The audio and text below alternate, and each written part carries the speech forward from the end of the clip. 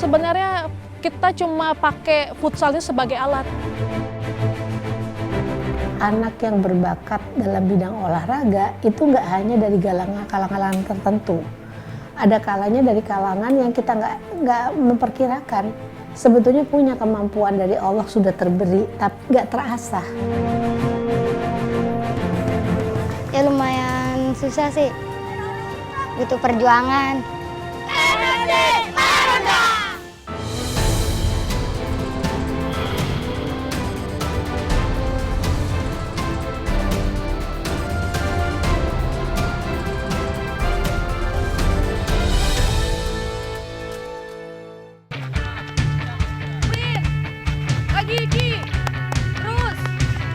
Pemain idola saya Neymar. Saya kiper idolanya ini, Ewer.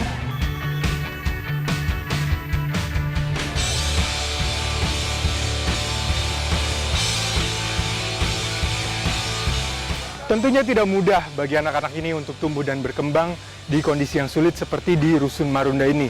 Sekarang kami akan mengajak Anda untuk melihat bagaimana olahraga digunakan untuk membangun kesejahteraan secara lahir dan batin untuk masyarakat di sekitarnya.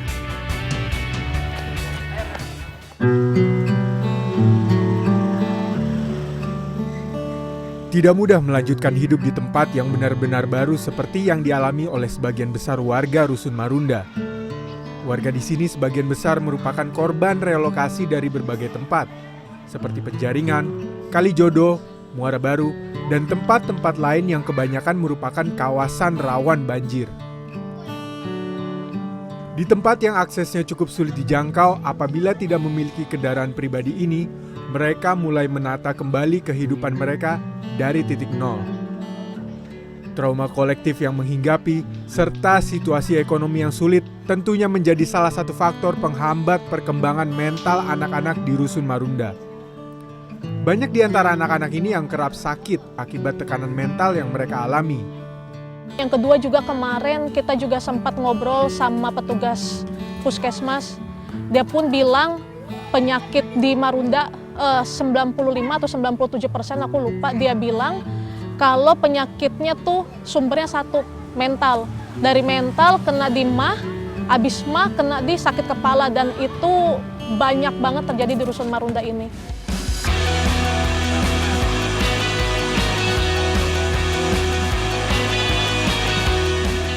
Karen Hillary merupakan pelatih kepala MIK Futsal Club MFC, sekolah futsal yang memulai kegiatannya semenjak 2013.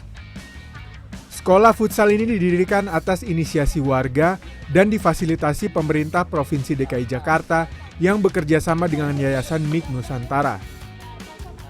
Karen sendiri bergabung dengan MFC pada tahun 2016 sebagai pelatih paruh waktu. Namun sejak 2018, ia melatih anak-anak Rusun Marunda secara penuh. Karen sendiri merupakan mantan pemain Liga Futsal Profesional Wanita Indonesia yang sempat bermain untuk klub Kosmir UNJ, Wijaya Sentosa, dan Muara Enim. MIK Futsal Club menimbulkan secercah harapan bagi anak-anak di Rusun Marunda untuk dapat tumbuh berkembang menjadi pribadi yang lebih baik.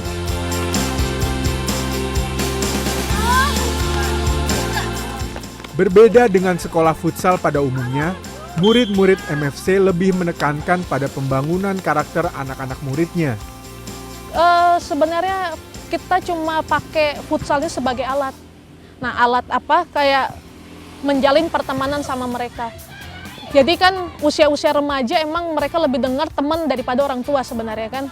Dan kita tuh pakai kondisi anak-anak saat mereka tahu kayak oh pelatihnya tuh teman kita nih, mereka udah mau membaur sama kita. Nah kita baru ngajarin mereka tuh hal-hal yang positif lah, di rumah, di sekolah, gimana kesabaran bisa ada di rumah, ada di sekolah, gimana kerjasama juga bisa dilakuin di rumah atau di sekolah, gimana kalau segala hal positif yang kita ajarin gak cuma ada di lapangan doang, tapi mereka terapin di sekolah dan di rumah. Dan kalau mereka pulang, mereka bisa ngubah orang tua, mereka juga bisa ngubah teman-teman yang di sekolah. Aku rasa kayak lingkungan ini juga akan bisa berubah. Makanya dimulai dari mereka dulu. Karena kalau kita mau ubah orang tua kan udah nggak mungkin, ya kan? Yang paling penting adalah di anak-anaknya ini. Kalau mereka kita buat satu budaya yang baru, satu lingkungan pasti akan berubah. Dan itu emang butuh waktu jangka panjang nggak?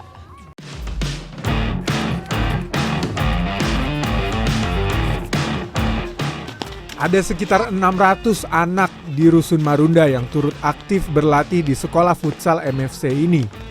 Mereka dibagi ke dalam kelompok umur yang berbeda-beda. Latihan terbagi ke dalam kelompok U10 putra, U13 putra, U16 putra, kategori putra umum, dan kategori putri. Selain itu, secara berkala akan dipromosikan pelatih-pelatih baru dari kalangan murid remaja. Mereka akan digembleng hingga menjadi seorang pelatih selama kurang lebih 1 tahun. Para pelatih ini akan memulai latihan dengan menjadi staf, kemudian berlanjut menjadi asisten pelatih dan pelatih. Untuk mengelola MFC sehari-hari, ada 10 orang remaja yang telah dipromosikan menjadi pelatih. 1 orang pelatih kepala paruh waktu, 1 pelatih kepala full time, dan 2 orang pemerhati dari Yayasan MIK Nusantara.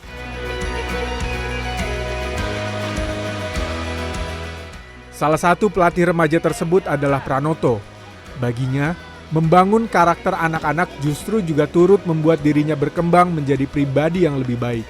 Pertama ya emang beban tersendiri, apalagi kan Marunda ini ruang lingkupnya kecil nih, karena setiap kita keluar pun banyak anak-anak didik kita yang melihat kita gitu. Jadi saya juga harus jaga sikap terhadap anak-anak, kayak jaga nama saya untuk biar anak-anak itu mencontohkan yang lebih baik gitu. Kayak seperti tanggung jawab saya, terus melakukan hal-hal yang baik di luar maupun di lapangan gitu. Kayak omongan kotor saya jaga, ataupun kalau bisa saya kurangin atau saya hilangin. Anak-anak yang ikut berlatih di MFC pun seperti menemukan motivasi baru.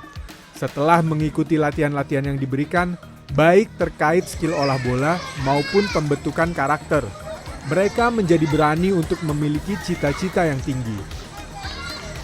Saya paling suka banget tentang ketujuan. Karena tujuan saya mencita-cita jadi pemain sepak bola. Masih ingat, ada tanggung jawab. Tanggung jawab di rumah seperti membantu orang tua. Dan paling saya sukain tujuan. Kenapa tuh? Karena saya ingin mencapai cita-cita pemain sepak bola. Mimpi dan cita-cita ini yang coba terus dibangun dan dijaga oleh mereka semua yang terlibat dalam MFC. Dulu saya orangnya juga bukan orang yang welcome sama orang baru, jadi agak susah untuk adaptasi. Terus juga kaget karena kan kalau di sini naik turun tangga terus, kalau di sana kan langsung ke rumah gitu. Jadi kalau mau ke rumah sekarang harus naik tangga dulu ke lantai 3 lumayan.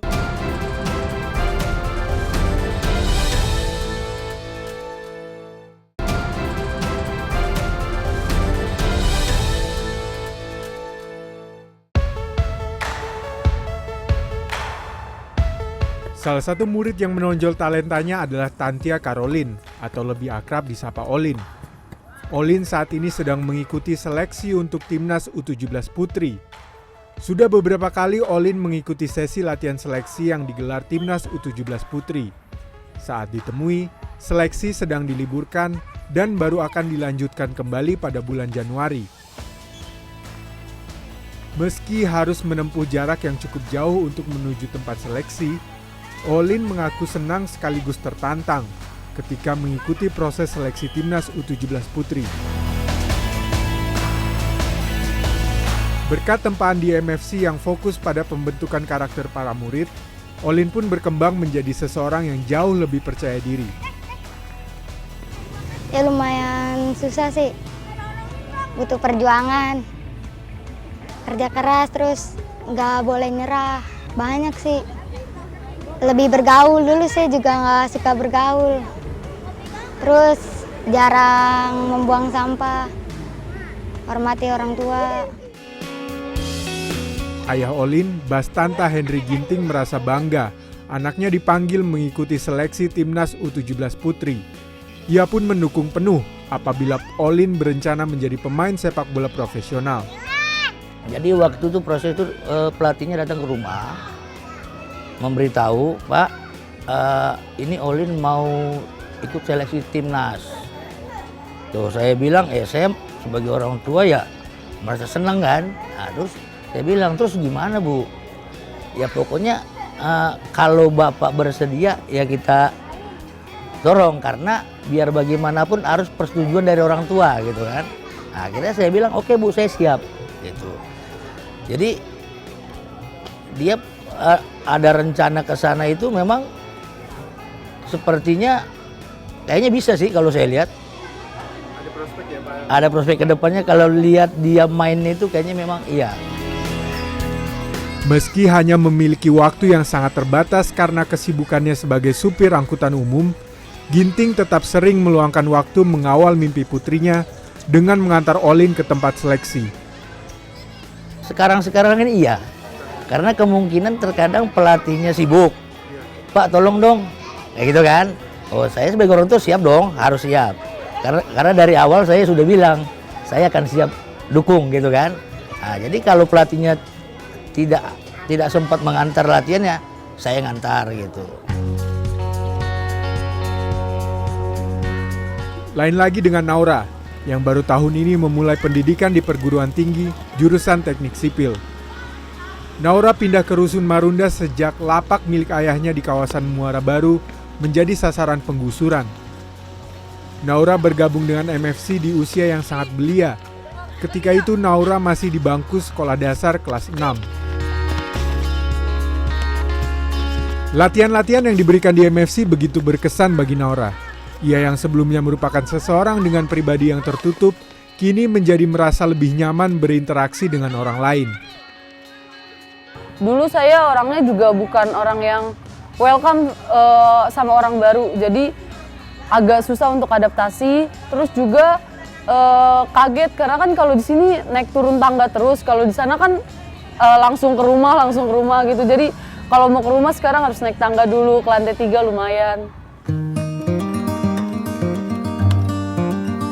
Seiring dengan meningkatnya kepercayaan dirinya, Naura menjadi aktif mengikuti berbagai macam organisasi, baik di sekolah maupun di lingkungan sekitar. Karena kepiawaiannya berorganisasi, Naura pun dipromosikan untuk menjadi bagian dari pelatih MFC. Ia dinilai sosok yang tepat untuk berperan sebagai pelatih. Meski tak bercita-cita melanjutkan karir sebagai pelatih futsal profesional, gadis yang juga aktif sebagai remaja masjid ini berharap bukan hanya Olin saja yang mendapatkan kesempatan seleksi untuk timnas di masa depan. Kalau buat diri saya sendiri mungkin ini sih Kak, lebih dengan adanya MFC ini saya pengen diri saya tuh lebih tanggung jawab. Jadi kayak kalau misalnya ada dikasih tugas atau apapun, nggak bertele-tele ngerjainnya, maksudnya langsung dikerjain, nggak harus nunggu waktu yang mepet baru dikerjain gitu. Nah kalau untuk MFC-nya sendiri, saya pengen bukan hanya satu atau 2 orang doang, tapi kalau bisa hampir semua anak MFC bisa keluar. Kayak yang kalau tahu sekarang ada yang mau ikut untuk timnas gitu, saya pengen bukan dia doang atau yang lain doang, pokoknya semua anak MFC saya pengen biar bisa jadi pemain timnas sih gitu. Karena kalau lihat dari lingkungan, mungkin lingkungannya agak kurang mendukung untuk mereka jadi timnas, tapi potensi mereka sih sangat besar kalau dilihat ya untuk jadi pemain-pemain profesional gitu. Selamat Wijianti, ibunda Naura pun merasa senang anaknya begitu aktif mengikuti kegiatan-kegiatan yang ia nilai positif. Wijianti hanya berpesan agar putri satu-satunya ini mengutamakan pendidikannya di perguruan tinggi sebagai bekal untuk mengarungi kehidupan. Ya mudah-mudahan anaknya tambah aktif lagi, ya bisa sukses ke depannya, kuliahnya nggak terganggu sama kegiatan yang selama ini. ini soalnya kuliahnya kan baru masuk ya, baru semester 1 juga gitu. Menurut psikolog anak Rosmini, di tempat yang paling sulit pun akan selalu ada anak-anak yang bertalenta. Hanya saja, disitulah pelatih memainkan peran krusial untuk membantu perkembangan anak-anak ini. Jadi menurut saya anak yang berbakat dalam bidang olahraga itu nggak hanya dari kalangan tertentu. Ada kalanya dari kalangan yang kita nggak memperkirakan. Sebetulnya punya kemampuan dari Allah sudah terberi, tapi nggak terasah. Nah, coach ini kan tukang asahnya nih. Bagaimana cara dia mencari anak-anak berbakat ini untuk kemudian diikutkan dalam satu kegiatan. Bahkan kalaupun tidak sampai tingkat nasional dan sebagainya, tetapi membuat anak ini yang tadinya pemurung, pemarah, berubah perilakunya menjadi lebih positif, itu sudah sesuatu yang luar biasa. Pasti si anak juga merasa, karena begitu dia punya perilaku positif, dia akan banyak diterima oleh lingkungannya kan. Kepuasan batin inilah yang dirasakan oleh Naura maupun pelatih-pelatih lain ketika mereka berhasil membawa anak-anak didiknya menjadi pribadi yang lebih baik lagi.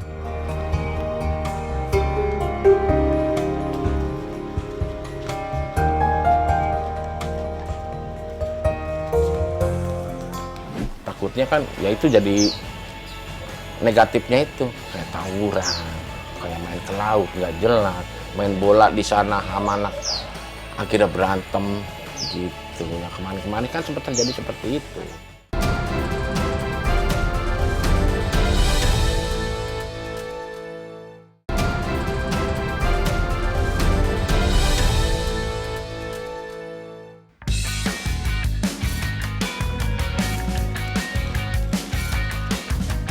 Salah satu hal unik yang dilakukan oleh MFC adalah memantau langsung perkembangan para murid dengan langsung mengunjungi orang tua mereka di rumah masing-masing. Kegiatan ini dilakukan secara berkala untuk membuka ruang komunikasi antara para pelatih dan orang tua, memastikan apa yang diajarkan oleh para pelatih selama latihan diterapkan oleh para murid di rumah. Selain itu, kunjungan ini dilakukan untuk menggali informasi terkait latar belakang keluarga sang murid sehingga para pelatih dapat menentukan pendekatan yang tepat untuk membantu perkembangan murid tersebut. Ito Sriwidikdo yang pindah ke Rusun Marunda setelah mendapat relokasi sempat merasa khawatir anak-anaknya terjerumus pada pergaulan yang bersifat negatif. Tahu sendirilah di sini kan masyarakatnya kan berbaurnya macam-macam. Dari segi mana dari mana, takutnya kan ya itu jadi negatifnya itu kayak tawuran, kayak main ke laut nggak jelas, main bola di sana sama anak akhirnya berantem gitu. Ya kemarin kan sempat terjadi seperti itu. Kini, Ito merasa bahagia melihat perkembangan positif anak-anaknya. Perlahan-lahan, anak-anaknya mampu mengontrol emosi mereka dengan baik setelah sebelumnya mudah sekali bagi mereka untuk menunjukkan kemarahan. Ia pun mengapresiasi upaya para pelatih yang terus membangun silaturahmi dengan masyarakat sekitar sehingga terbentuk kerjasama untuk mendidik anak-anak di Rusun Marunda. Sekarang enggak, alhamdulillah di sini ada klubnya. Jadi terorganisir, terus kita kontrol juga, kita pantau juga kan. Alhamdulillahnya dari pelatihnya juga selalu menginfokan ke kita sebagai orang tua perkembangan anak di lapangan seperti ini. Oh, jadi kita juga ikut ngebantu juga, jadi sama-sama kerjasama lah.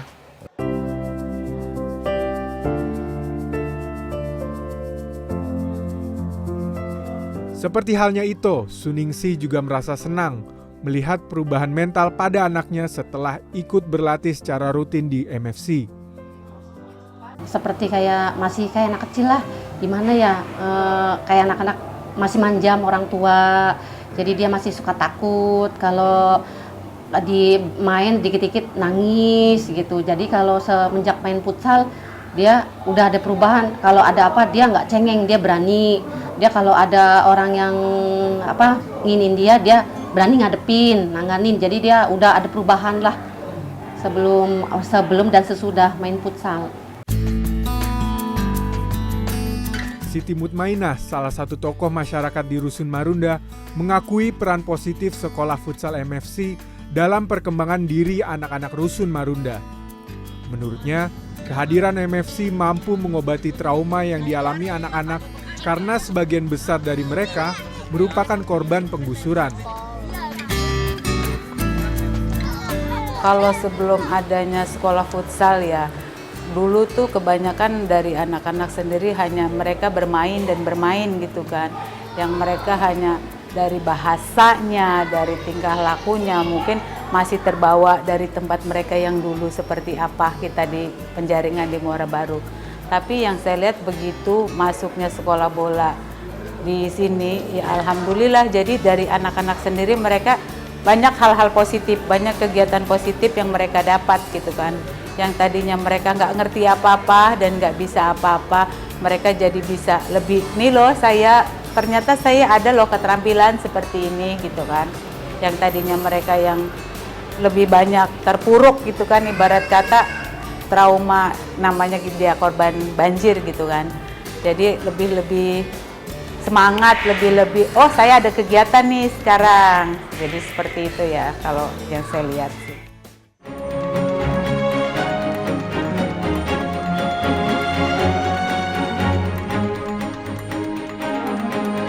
Menurut peneliti olahraga Irman Jayawardana, pembangunan manusia melalui olahraga dapat menjadi lebih efektif karena nilai-nilai yang muncul dalam olahraga terinternalisasi secara tidak sadar melalui aturan main dalam olahraga tersebut.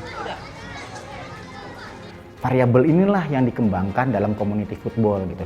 Cara bermain, tutur kata, kedisiplinan dalam berlatih sebenarnya itu bisa dipakai gitu ya.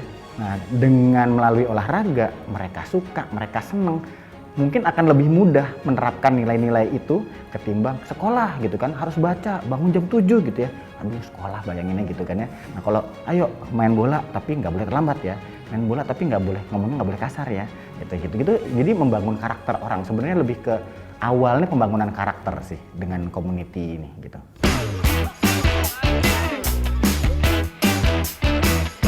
Menurutnya, kolaborasi antara warga, pemerintah, dan yayasan sosial di Rusun Marunda dapat menjadi contoh bagaimana pembangunan karakter masyarakat dibangun melalui olahraga.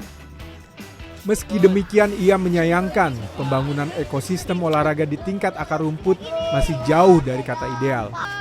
Komunitas-komunitas olahraga yang muncul selama ini hanya bersifat sporadis.